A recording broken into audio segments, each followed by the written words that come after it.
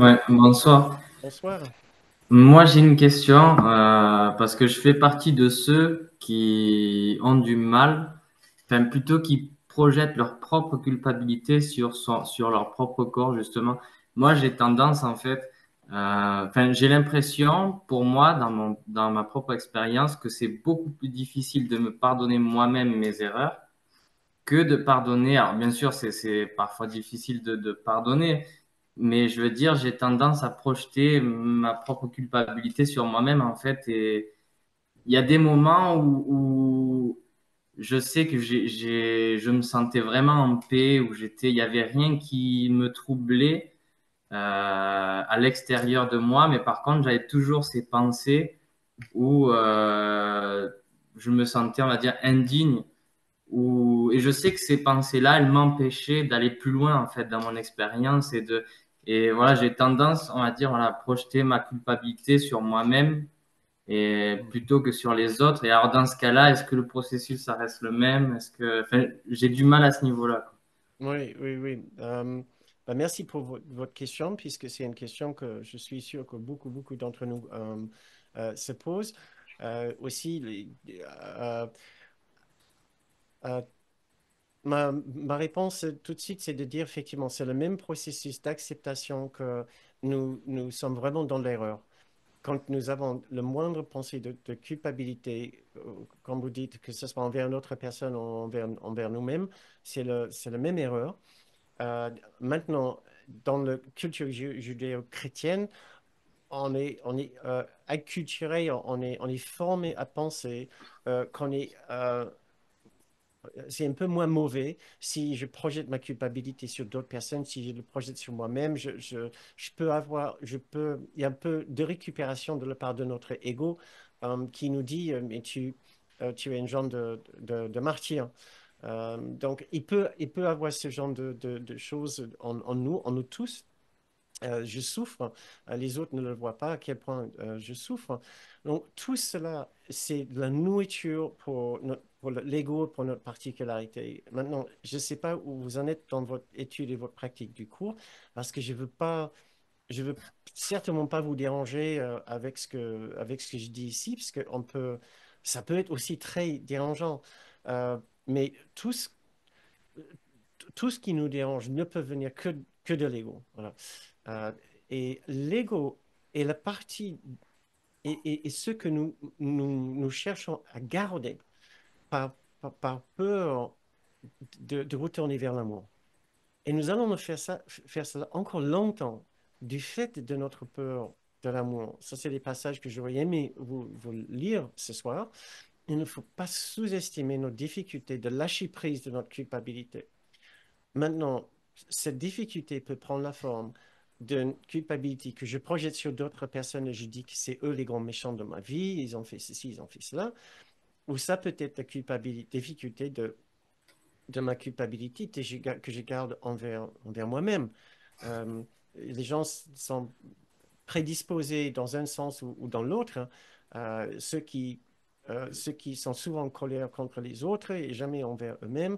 Les autres recèlent beaucoup de culpabilité envers eux-mêmes et essaient d'avoir vraiment des pensées gentilles envers les autres.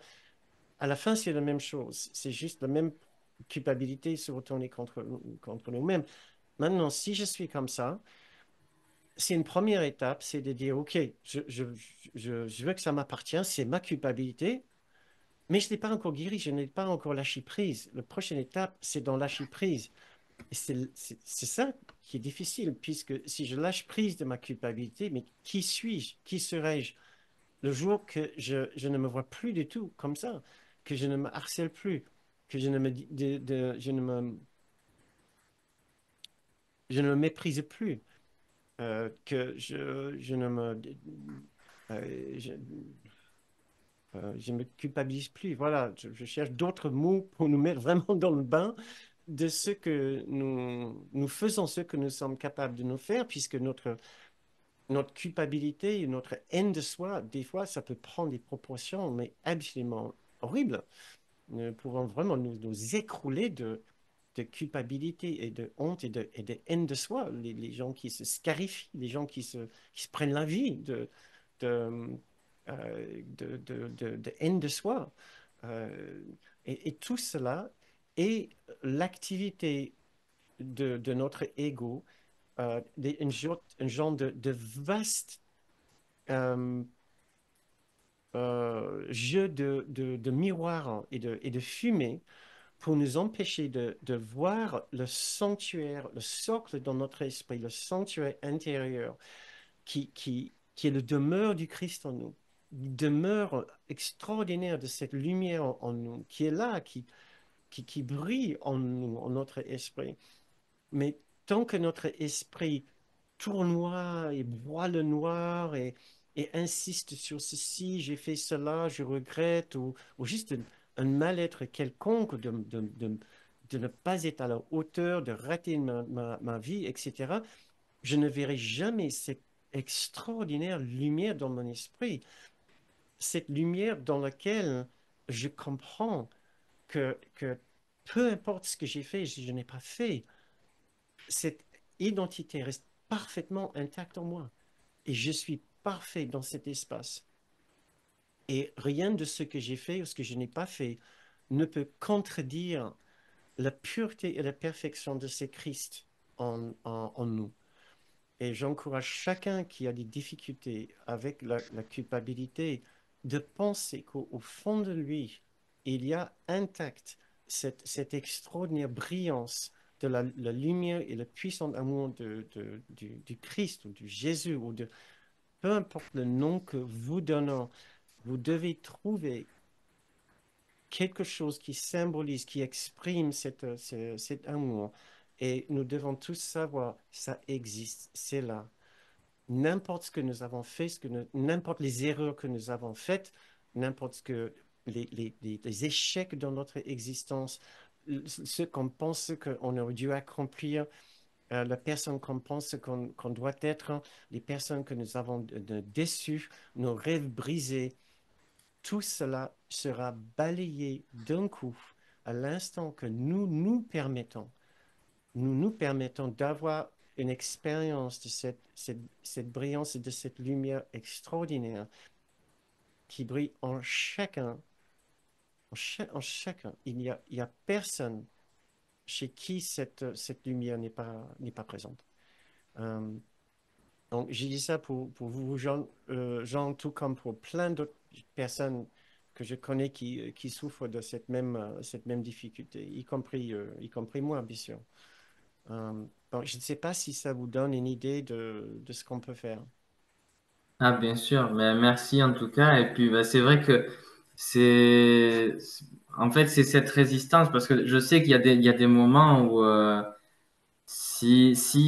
en fait, c'est comme si consciemment, je sais que c'est ce que je veux, en fait, c'est le chemin que j'ai pris. Je veux plus que tout, justement, m'éveiller.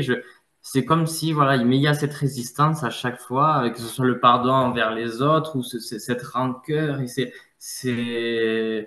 enfin, c'est dur à quel point ça nous lie vraiment à ce monde. Pourtant, c'est ce qu'on désire tous au plus profond de nous. Et il y a cet appel qui se fait sentir, ce besoin de s'éveiller, et il y a cette résistance justement qui, ben, c'est un processus, c'est un cheminement hein, j'en suis qu'au début moi personnellement, mais bon, ça fait partie du processus. Et, Ah, vous l'avez bien dit, c'est vraiment un processus et, euh, et vous êtes bien sur le chemin, j'ai l'impression.